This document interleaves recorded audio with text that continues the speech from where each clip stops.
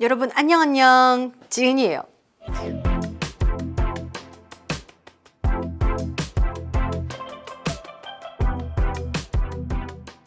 요즘 되게 여행을 많이 간다고 해요. 코로나 이후에 이 여행 수요가 최대로 폭증을 해서 얼마 전에 출국을 하는데 출국장에서 와 이제 다 끝났구나 느껴지더라고요. 왜냐면 내가 서서 굉장히 오래 기다렸어 출국장에서. 그러다 보니까 얼마 전에 저희 그 구독자분들이 저한테 해외여행에 대한 또 질문을 굉장히 많이 남겨주시더라고요. 왜냐면 내가 많이 다니던 편이었고 그래서 이제 여러 가지 그 여행에 관한 Q&A와 또 저만의 여행 팁, 내가 어떤 식으로 여행을 즐기고 왜 이렇게 또 자주 다니는지 등등에 대한 이야기를 좀 해보려고 합니다. 저의 여행 스타일 한번 들어와. 첫 번째, 여행을 좋아하게 된 이유. 일단 여행을 좋아하게 된 이유라 해외여행을 언제 처음 가셨어요? 첫 해외여행 굉장히 늦었어요. 제가 대학교 한 3학년 때인가?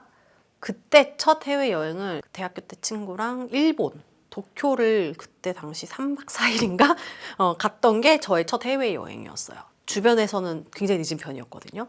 왜냐면은 제 주변 친구들 같은 경우는 초등학교 때, 중학교 때, 방학 때 이렇게 해외로 놀러 다니시는 분들도 꽤 계셨고, 특히 이제 대학교 때는 중간에 어학연수 갔다 온 친구들이 되게 많았어요. 여행으로 이제 도쿄를 딱 3박 4일 갔다 온 거는 저한테 되게 설레는 첫 해외여행이었죠. 그러고 나서 한동안 안 갔어요. 그리고 나서 갔던 여행이 아마 2012년이었을 거예요.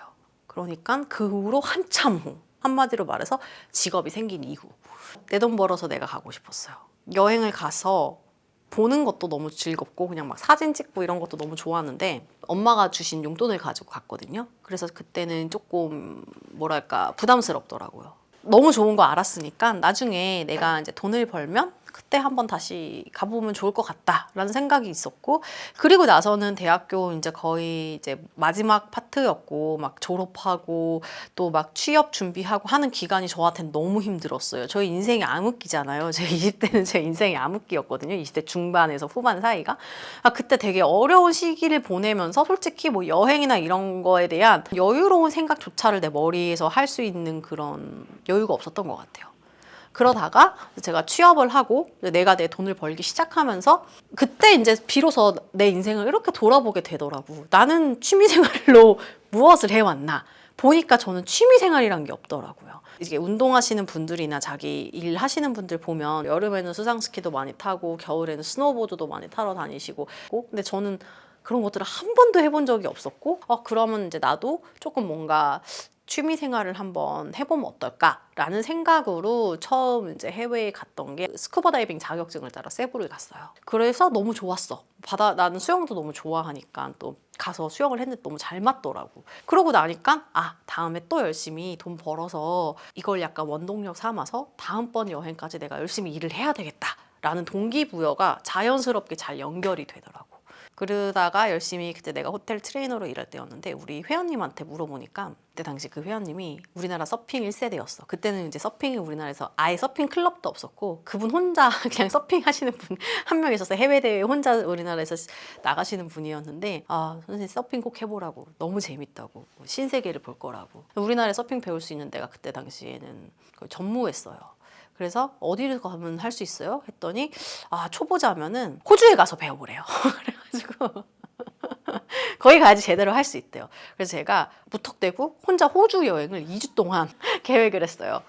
그게 아마 제가 처음으로 혼자 간 장거리 해외여행이. 이게 여행을 가려고 하니까 생각보다 스케줄 맞추기가 어렵더라고요. 남자친구가 있어도 남자친구가 직장 다니는 남자친구면 이래야지 그 2주간 뺄 수 있겠어요? 못 가잖아요. 그래서 나는 너무 가고 싶었는데 같이 갈 사람이 아무도 없어. 심지어 친구도 아무도 없어. 왜냐면 호주가 그때는 되게 항공권이 비싼 편이었어. 다른 데에 비해서. 나는 깜짝 놀랐었는데 그 돈을 내고 호주를 2주간? 그게 쉽지 않았지. 그래서 그냥 혼자 갔어요. 그리고 그 경험이 저한테는 되게 좋은 경험이었던 것 같아요. 호주에서 2주간 여행을 가니까 되게 다양한 숙소를 경험을 했어요. 2주간의 경험을 통해서 내가 어떤 여행을 좋아하는 사람이고 내가 여행을 갔을 때 어느 부분에서 힐링을 얻고 어느 부분에서는 오히려 한국에 있는 만도 못하구나 라는 거를 되게 다채롭게 경험을 했거든요. 그래서 내가 좋아하는 스타일을 그때 이제 딱 깨닫게 된 것 같아요. 아직도 기억하는 게 제가 시드니에서 도미토리 숙소를 갔었어요. 처음에 갔던 도미토리는 여성 숙소여서 여자가 이렇게 한 숙소에 8명이 있었는데 그 잠을 못 잤어. 한 사람이 계속 코를 골고 한 사람은 계속 욕을 해요. 그때 영어를 잘 못했었던 시기여서 내가 영어만 잘했으면 너무 얘기하고 싶었는데 그때 영어를 못해가지고 내가 말을 못했잖아.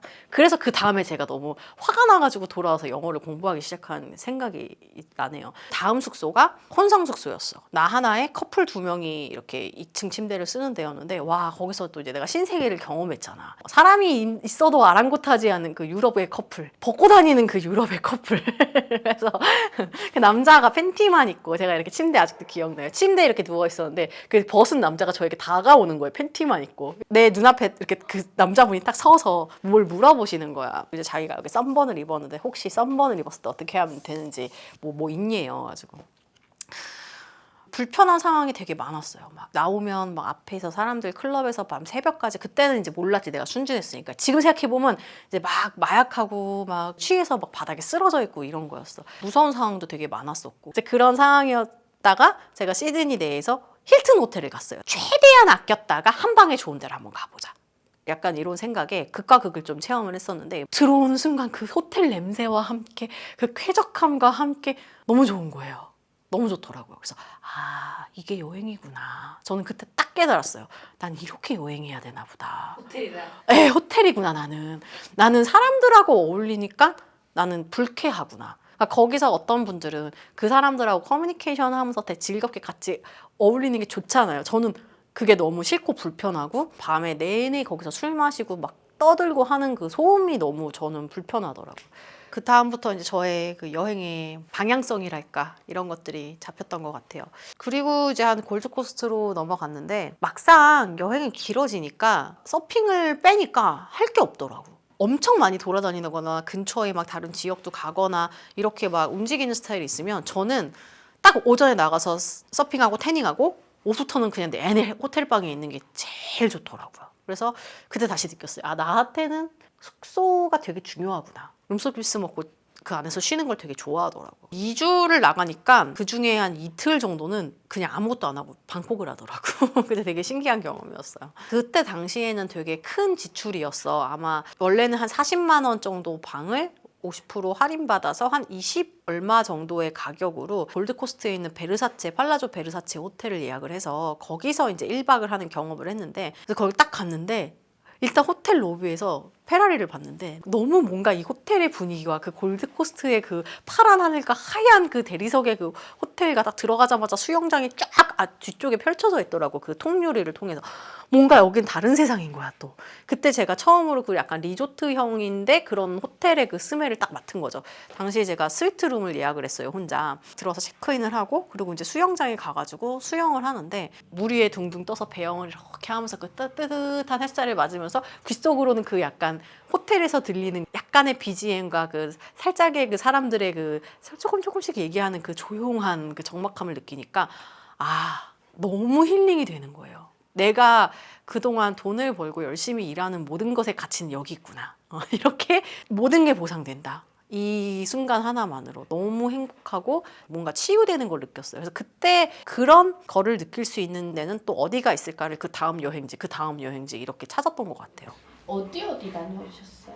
여행을 다닐 때 항상 이렇게 폴더를 따로 메일에 만들어 놓고 호텔에서 주고받는 이메일이나 이제 뭐 예약하는 것들을 다 그 폴더에다 넣어놔요. 왜냐면 현지에서 갑자기 그걸 찾으려면 빠르게 찾기 위해서 보면 이제 뭐 홍콩, 프랑스, 칸쿤, 베가스, 보라카이, 베트남 몇 번 갔었죠. 그리고 뭐 방콕, 발리, 발리1, 발리2 대만, 대만1, 대만2 특이한 데는 뉴칼레도니아, 뭐 뉴욕, 뉴욕1, 뉴욕2, 뉴욕3 막 이렇게 돼 있고요. 괌, 푸켓, 나트랑, 오키나와 이런 식으로 제가 최근까지 폴더를 만들었네요. 여기 그 전에 갔던 데는 이제 여기 없어요. 내가 이렇게 폴더를 만들기 시작한 거는 얼마 안 돼가지고 비싼 여행은 언제부터 좋아하게 되었는가라고 한다면 처음부터 혼자 가는 경우가 되게 많았어서 가게 되면은 또 혼자 막 다이어리도 쓰고 저 글 쓰는 걸 되게 좋아해서 글도 많이 쓰고 자료도 많이 남겨놓고 했었어요. 이제는 이런 그런 걸 안 한 지 엄청 오래됐는데 한 처음에 한 초반 한 3년, 2, 3년간은 그런 걸 해서 막 모았던 것 같아요. 그래서 여기 보니까 이렇게 박스가 있더라고. 저도 되게 지금 오랜만에 꺼내봤는데 열어보면은 더 렌치에서 받았던 메일을 여기다 넣어놨습니다. 이런 식으로 옛날에는 이렇게 비행기 티켓도 다 갔다 오면 모아서 여기다가 이렇게 모아놨어요. 멕시코 항공이에요. 멕시코 항공에서 탔던 항공권이고요. 되게 희한한 거 많이 타고 다녔네 나. 요즘은 다 모바일 티켓이고 이런 거에 크게 의미를 두지 않아요. 그래도 이렇게 남겨놓으니까 되게 뭔가 귀엽고 귀여워 보이더라고. 잠깐만. 돈이야 설마? 돈 아니지? 돈 아니겠죠? 돈이 조금 들어있네요. 그러니까 이런 거 쓸데없는 거 이런 영수증 이런 거 이제 지금 같으면 다 버릴 건데 이때 당시에는 막 외국에서 이런 거 한 개 다 신기해가지고 다 모아놨어요. 옛날에 내가 괌 갔을 때인데 나름 이렇게 지도도 출력해서 다녔네요. 아니 스마트폰이 있어도 약간 나이 든 사람들은 아날로그가 좋아요. A4 용지에 한 번에 보고선 어디로 가고 어디로 뭐가 있는지 한눈에 보고 싶어서 또 이렇게 이러기도 했네요. 지금은 뭐 딱히 내가 첫 비즈니스를 언제 탔는지 정확하게 기억이 안 나네요. 항상 저도 이코노미를 타고 여행을 다녔어요. 그때는 아까 얘기했던 것처럼 호주를 가는데 이코노미도 너무 비쌌거든요. 그때 거의 200, 왕복 200이었을 거예요. 저한테 되게 큰 돈이었어요. 그 항공권이. 그러다가 나도 이제 어느 정도 자산도 더 쌓이고 벌이도 더 많아졌잖아. 그러다 보니까 한 번쯤 비즈니스를 경험해보고 싶더라고. 근데 한 번 비즈니스를 샀어. 신세계인 거야. 그것은 신세계였어요. 마치 제가 도미토리에 있다가 호텔에 왔을 때 그때 내 뭔가 내 온몸의 시냅스를 자극하는 이것이 인생이구나라고 느꼈던 그 개안을 다시 한 번 느꼈거든요. 그 느낌을 제가 안 느낀 지 굉장히 오래됐었는데 그걸 한 번 더 느꼈단 말이야. 그때부터 또 이제 저는 비즈니스만 줄창 거의 탔던 것 같아요. 그리고 또 마일리지, 신용카드 마일리지를 사용해요. 내가 너무 깜짝 놀랐던 게 진이랑 석기 둘 다 신용카드 마일리지라는 걸 모르고 있더라고요. 생각보다 이걸 모르시는 분들이 있나 봐요. 신용카드를 쓰면 마일리지가 모이잖아요. 그래서 그 모인 마일리지랑 내가 썼던 마일리지를 합산해가지고 보통 이제 그걸로 보너스 항공권을 많이 썼죠. 그래서 어느 날 마일리지가 많이 모인 거야. 내가 일을 하다가 뉴욕을 가는데 갑자기 무슨 아주 중요한 방송 스케줄이 잡힌 거야. 꼭 반드시 참여해야지만 되는. 그래서 출발편을 얼마 안 남기고 옮겼어야 됐어요. 근데 그때 당시 비즈니스를 끊어놨거든. 내가 원하는 날짜는 비즈니스 남은 게 없대요. 퍼스트만 가능하대요. 그래서 제가 남은 그 퍼스트로 업그레이드를 하면서 제 마일리지를 썼어요. 그래서 그때 또 처음으로 퍼스트를 탔는데 그때 또 한번 계약을 했어요.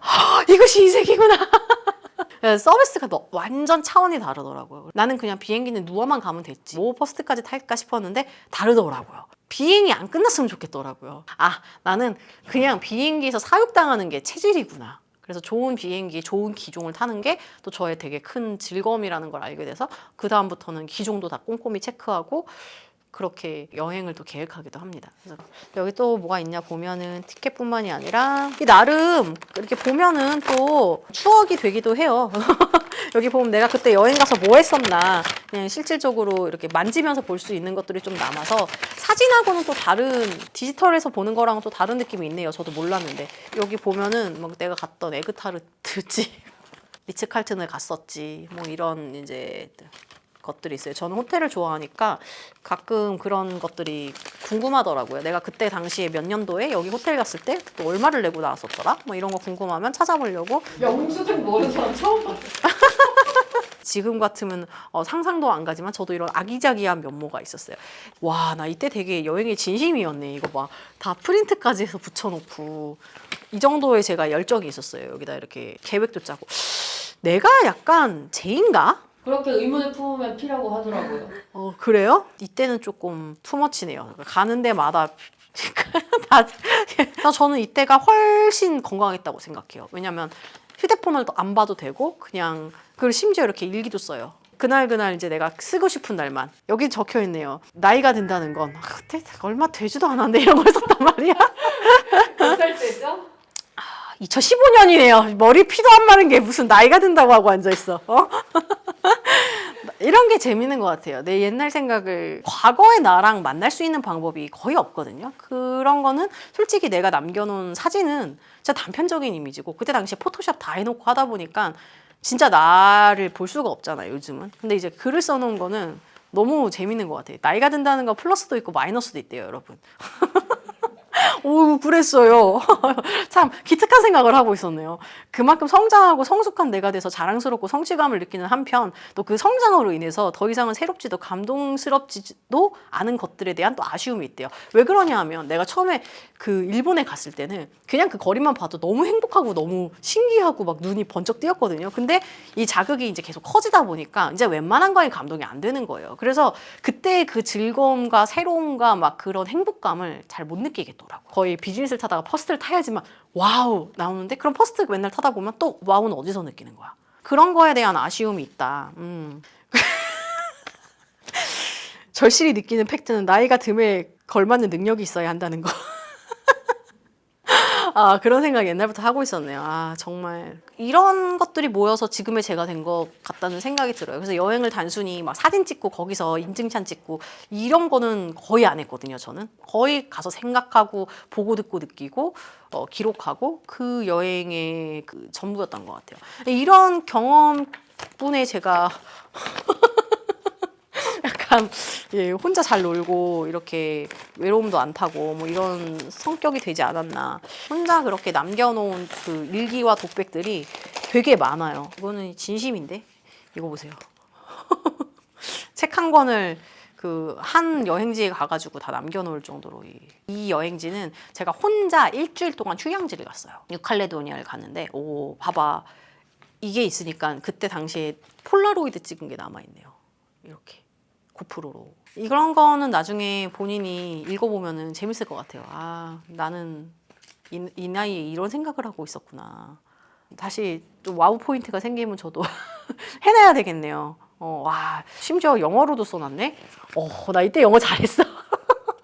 이거 나중에 읽어봐야 되겠다. 너무 웃긴데? 넌 왜 영어로 일기를 썼니? 이것은 대만에서 그 항공사에서 비행기에서 그 심심함은 카드놀이 하라고 줘요. 근데 헬로키티로 된 카드예요. 이거 봐. 퀸이 키티키티야. 너무 귀여워.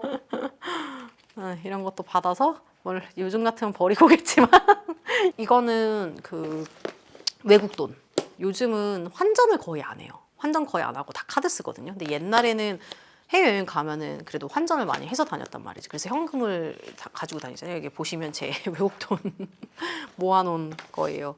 저는 그 여행지를 가서 돈을 다 쓰지 않고 남으면 그냥 다 가져와요. 왜냐면 거기 또 가니까. 아니면 엄마가 뭐 여행 갈 때 있으면 드리고요. 양이 꽤 많다.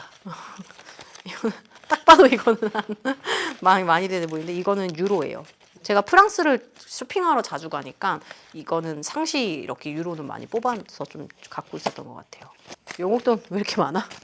발리, 대만, 필리핀 뭐 다 있네요. 나 그냥 중국 달러는 따로 들고 있고 그래서 이제 바로 갈 때 작은 돈들 의외로 또 작은 돈이 없어가지고 현지에서 또 환전하려면 귀찮아서 이렇게 해서 돈도 같이 출국할 때 챙겨서 다니고 있습니다. 보통 여행 다닐 때 호텔 질문을 되게 많이 받는데 예전에는 그랬어요. 내가 예를 들어서 거기서 5박을 있으면 앞에 3박 정도는 되게 저렴한데 그냥 저렴한데 괜찮은 가성비 호텔을 가요. 그리고 나머지 2박은 1박에서 2박인데 보통 너무 비싸다 싶으면 1박. 기준 금액이 있나요? 100만 원 넘어가면 너무 비싸요. 예를 들어 막 150만 원, 160만 원 이러면은 2박 하기엔 조금 부담스럽다. 그러면 이제 한다 1박. 근데 이것도 기준이 옛날엔 달랐어요. 옛날에는 뭐 50만 원 넘어가면 너무 비싸 이랬는데 이 기준이 점점 올라가더라고요. 알잖아요. 그 역지의 이상의 자극이 계속 난 필요하니까 어느 순간에는 100만 원짜리 방에서 내가 자보는 게 꿈이었었어. 발리에 갔는데 다음에는 요번엔 요 호텔을 못 갔어. 너무 비싸서. 그럼 내가 다음번에 발리 갈 때는 이 호텔을 꼭 가보고 싶다라고 그냥 저장을 해놓거든요. 그게 저한테는 그때 스미냑에 있는 W 호텔이었어요. 한 4, 5년 정도 있다 다음에 발리 갈 때 그 스미냑 갔었어요. W 호텔. 되게 좋더라고요. 그러니까 그런 식으로 수준에 안 맞는 데를 무조건 가려고 노력하진 않았고 내 수준에 안 맞으면 킵해놨다가 언젠가 내가 능력이 더 좋아지면 그땐 가야지. 그래서 나중에 갔을 때 거길 딱 가니까 되게 성취감도 있고 그래도 아직까지 갖고 있는 생각은 아무래도 액티비티도 많고 조금 투어도 많이 다니고 좀 많이 시내도 구경하고 하는 일정이 있으면 앞쪽에는 조금 가성비 있는 숙소 그래도 적어도 5성급 이상은 가자. 이게 이제 일단 제 생각이고 나머지 한 2박에서 1박 정도는 아예 몰빵을 해서 진짜 좋은 데를 가자. 완전히 탑급이라고 불릴 수 있는 호텔에 한번 가보자.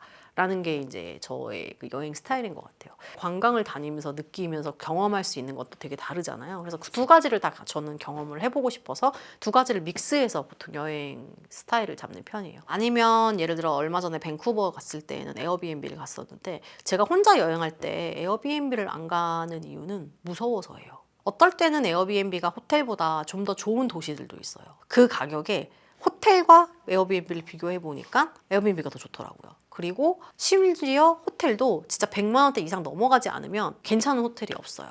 근데 이제 줄리엔하고 같이 있으니까 에어비앤비가 되게 좋더라고요. 장 봐서 냉장고에 넣어놓을 수도 있고 뭐 간단한 요리도 해 먹을 수 있고 그릇도 있고 다 있으니까 오히려 좀 더 좋아서 밴쿠버 갔을 때는 밴쿠버는 특히 호텔이 아예 없어요. 진짜 아예 없다고 봐도 무관해요. 그래서 에어비앤비 있었을 때 훨씬 더 좋았어요. 그래서 뭐 여행을 누구랑 같이 가느냐에 따라서도 숙소는 조금 달라질 수 있을 것 같다. 항공권 예매 꿀팁이 있을까요? 항공권 예매는 저는 일단 무조건 미리 해요. 임박해서 했을 때 뭐 아니면 6개월 전 아니면 3개월 전이 제일 싸다 막 이렇게 의견들이 있기는 한데 그냥 일찍 하는 편이에요. 얼마나 일찍 하세요? 저는 보너스 항공권을 많이 쓰니까 저는 마일리지가 많거든요. 그래서 마일리지 항공권을 쓸 때는 무조건 1년 전에. 왜냐면 1년 전에 그 티켓이 열려요.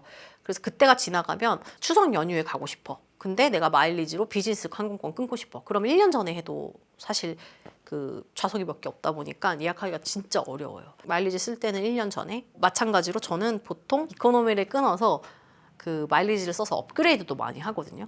근데 그 업그레이드를 하려고 하더라도 그 여유 좌석이 있어야 업그레이드가 가능해요. 내가 여행을 가야 되겠다라고 마음먹은 시점에 가장 빠르면 빠를수록 좋다.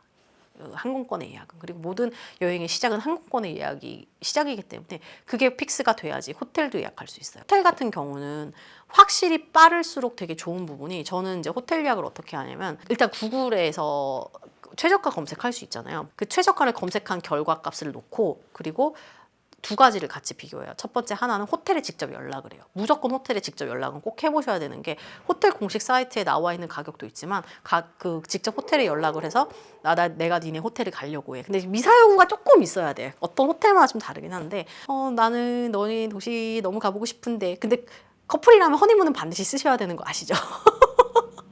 허니문이 아니더라도 허니문 반드시 쓰셔야 돼요. 아니면 그 애니버서리 진짜 좋아하거든요. 처음 1주년 애니버서리 여행으로 뭐 갈 거야. 뭐 혼자 가시는 경우에는 뭐 그런 것도 되게 좋아요. 뭐 내 생일 잔치 셀프 무슨 뭐 그걸 위해서 내가 지금 자를 찾는 여행 중이야. 너희 도시가 내가 평소에 너무 좋아하고 너희 호텔은 내가 항상 너무 가고 싶었던 베스트 내 ABC 리스트였어. 뭐 이런 것도 괜찮고 아니면 제일 좋은 거는 기존에 방문했던 호텔 같은 경우에는 되게 혜택을 많이 줘요. 내가 작년에 우리 가족과 함께 여기 왔을 때 너의 서비스가 어메이징이었어 라고 일단 서두를 시작하는 거죠.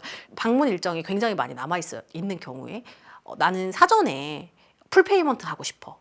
그랬을 때 네가 혹시 프로모션을 제공해 줄 수 있는 게 있을까? 라고 했을 때 굉장히 많은 확률로 인터넷 최저가보다 되게 싼 가격으로 제안이 온 경우도 되게 많았어요. 그래서 그것도 반드시 체크를 한번 해보셔야 되고 그런가 하면은 또 제 친구 중에 그 또 더렌치에서 사귀었던 크리스라는 뉴욕 친구가 있는데 그 친구가 여행 에이전시 그거를 하고 있어요. 그래서 그 친구는 전 세계 모든 호텔을 할인가로 예매를 할 수가 있거든요. 그리고 그 친구한테도 물어봐요. 이 호텔을 내가 몇 박에서 몇 박 할 건데 네가 뽑아줄 수 있는 가격이 제일 좋은 가격하고 조건이 뭐야?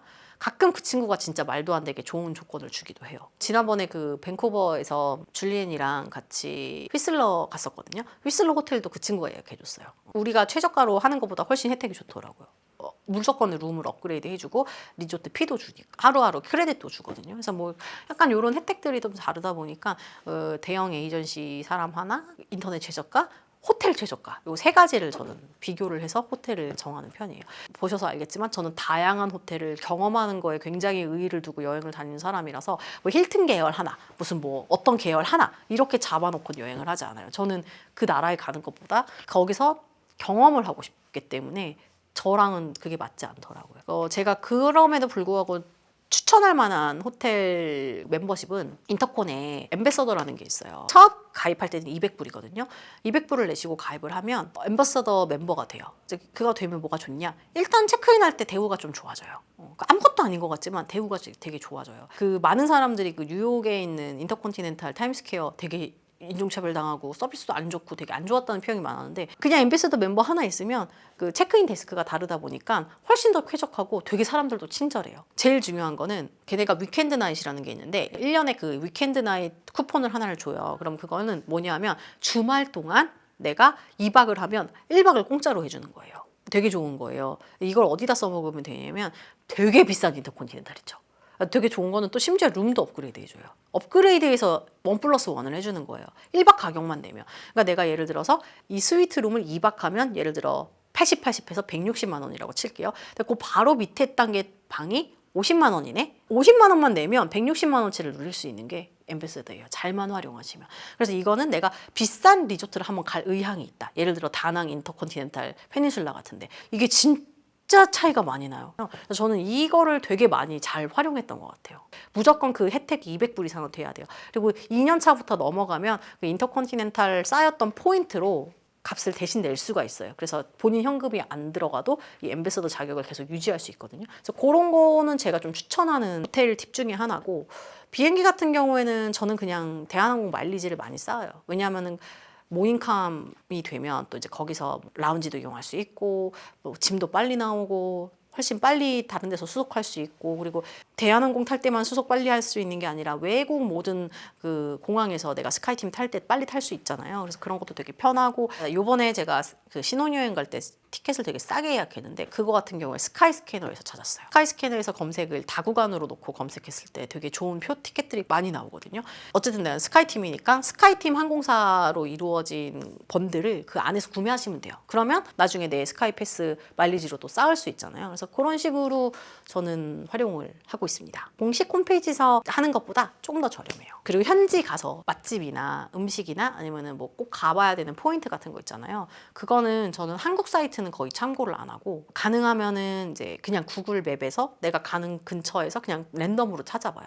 그게 되게 발견할 확률이 높고, 진짜 내가 해외 여행을 왔구나라는 느낌이 들어요. 요즘은 한국 분들이 진짜 여행을 많이 다니시다 보니까 인터넷 찾아서 가잖아요. 여기는 한국인가 외국인가 느낄 수가 없어요. 근데 외국에 여행을 간다는 거는 저한테 있어서는 일상에서 벗어나고 싶다라는 의미도 되게 커요. 왜냐면 유튜브 체크해야 돼, 막 한국 뭐 이런 기사 봐야 돼, 이런 거에서 조금 벗어나 있을 수가 있어요. 근데 또 거기 가서 한국 말을 듣고 한국 사람들이 엄청 많이 보이고 그 안에 있으면 또 저는 무슨 일이 있는지 체크해야 되지 않나, 인스타도 체크해야 되나, 이런 생각들이 계속 들더라고요. 또 평이 너무 많은 데 가면 안 돼요. 그런 데는 반드시 관광객들이 또 많아요. 진짜 찐 맛집은 적당한 리뷰 수와 적당한 그건데 사진을 봤을 때 음식 사진이 진짜 먹음직스럽고 그리고 평점이 좋을 때. 호텔도 마찬가지예요. 뭐 예를 들어 뭐 뉴욕을 갔는데 뉴욕 호텔 추천해서 나온 호텔은 전 잘 안 가려고 노력을 해요. 왜냐하면 거긴 가면은 뻔하거든. 또 한국 사람들도 많을 거고, 호텔 전체를 다 검색한 다음에 거기서 저는 가격 순으로 정렬을 해요. 가격 높은 순으로. 그러니까 제일 비싼 게 뭔지 일단 알아야 되니까 제일 비싼 게 이거고, 거기서부터 차례대로 호텔 컨디션이랑 사진이랑 이런 것들을 체크하면서 가거든요. 근데 그러다가 걸린 호텔들이 진짜 갔는데 너무 독특하고 너무 신기하고 되게 특별한 경험을 하는 경우가 많아요. 그리고 한국 분들이 선호하는 호텔은 분명히 이유가 있어요. 왜냐하면 한국 사람들에 맞춰서 호텔 시스템들도 되어 있고 나오는 음식들도 그렇고, 그런데 또 그게 아닌 날것에 또 그 나라의 호텔에 가면 또 느낄 수 있는 것들이 되게 많다 보니까 그런 호텔을 가는 걸 좀 조금 더 좋아해요. JJ에게 여행의 의미는, 옛날에는 내가 열심히 일하게 만드는 그 동기부여. 옛날에는 저 여행 가면은 그때 유튜브 안 했으니까 유튜브 콘텐츠 안 찍었잖아요. 저 그때 진짜 여행을 마음껏 즐겼거든요. 나의 생각을 정리하고 뭔가 내가 일에서 벗어나서 진짜 나라는 사람에 온전히 집중할 수 있었던 시간이었던 것 같아요. 그래서 그 어떤 자기계발서를 10권을 읽는 것보다 더 많은 자기 성장이 이루어지고 목표도 다지고 내가 앞으로 나아가야 될 부분에 이렇게 딱 집중 집중해서 정신 차려! 약간 이렇게 해서 돌아오는 계기가 됐던 게 여행이었던 것 같고, 지금에 있어서 여행은 좀 다른데, 솔직히 지금은 가면은 컨텐츠 찍느라 정신이 하나도 없어요. 맨날 카메라 세팅하고 찍고, 카메라 세팅하고 찍고, 사진 찍고, 인스타 사진도 찍어가야 되고, 광고 사진도 찍어가야 되고, 콘텐츠도 찍어가야 되고, 막 PPL도 찍어가야 되고 막 이러잖아요. 그러니까 막 찍을 게 한두 개 아니에요. 체크리스트 해가지고 착착착착 하면서 하다 보니까 그때 제가 처음에 느꼈던 그 여행의 의미는 지금 와서는 되게 많이 퇴행된 것 같아요. 지금은 새로운 콘텐츠를 발견하는 뭔가 지금은 여행이 일이 된 것 같아요. 저번에 LA 갔을 때도 1,500만 원 써서 갔지만 결국에 그 결과 채널도 되게 붐업이 되고 사람들도 너무 참신한 콘텐츠였다. 진짜 많이 좋아해 주셨거든요. 근데 저는 그 여행을 즐기진 않았어요. 하지만 되게 가치 있는 여행이었다고 생각을 해요. 왜냐하면 일로서 콘텐츠 되게 좋은 콘텐츠를 만들 수 있었으니까. 그래서 예전의 여행의 의미와 지금의 여행의 의미는 다르지만 어찌됐건 중요한 거는 둘 다 좋은 경험인 것 같아요. 한국에서 만들 수 있는 컨텐츠랑 또 해외에 나가서 만들 수 있는 컨텐츠는 또 다르다 보니까 그냥 여행 가는 거 나 너무 좋아가 아니라 내가 이 여행을 통해서 어쨌든 돈을 쓰는데 그로 인해서 내가 뭔가가 있는 건지 정말 좋아하는 게 뭔지 이런 것들을 잘 체크를 하셨으면 좋겠습니다. 내가 예전에 돈 쓰는 방법 얘기했잖아. 그래서 요즘 여행들을 많이 다니신다고 하니까 제 여행 이야기에 대해서 조금 컨텐츠를 만들어 봤고요. 궁금하신 게 있으시면 댓글에 남겨주시면 감사하겠습니다. 여러분 모두 안녕.